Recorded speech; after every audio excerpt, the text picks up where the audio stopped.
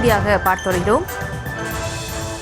வழக்கறிஞர் மோகன் என்பவருக்கு வழங்க வேண்டிய கட்டணத்தை வழங்க வேண்டும் என்ற உத்தரவு பிறப்பிக்கப்பட்டிருக்கிறது. அந்த அண்மை செய்தியை பார்த்து வருகிறோம். அரசு வழக்கறிஞருக்கு கட்டணம் வழங்க உத்தரவு பிறப்பிக்கப்பட்டிருக்கிறது.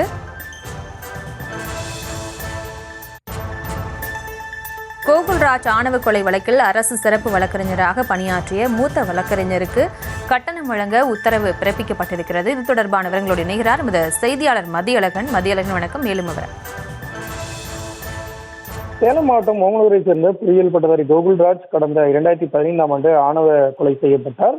இந்த வழக்கை விசாரித்த மதுரை சிறப்பு நீதிமன்றம் தீரன் சின்னமலை கவுண்டர் பேரவைத் தலைவர் யுவராஜ் உள்ளிட்ட 10 பேருக்கு ஆயுள் தண்டனை விதித்து தீர்ப்பளித்தது.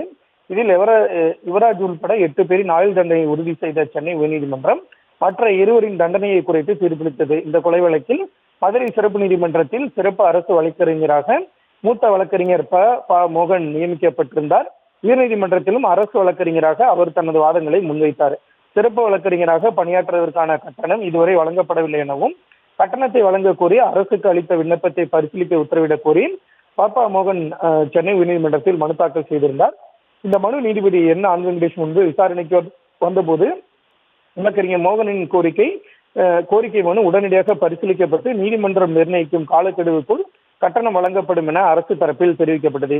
இதனை பதிவு செய்து கொண்ட நீதிபதி 3 வாரங்களில் அவருக்கான கட்டணத்தை வழங்க உத்தரவிட்டார். கட்டணம் வழங்கியது குறித்து ஜூன் 30ஆம் தேதி அறிக்கையை தாக்கல் செய்யவும் நீதிபதி என் ஆன் வெங்கடேஷ் உத்தரவிட்டிருக்கிறார்.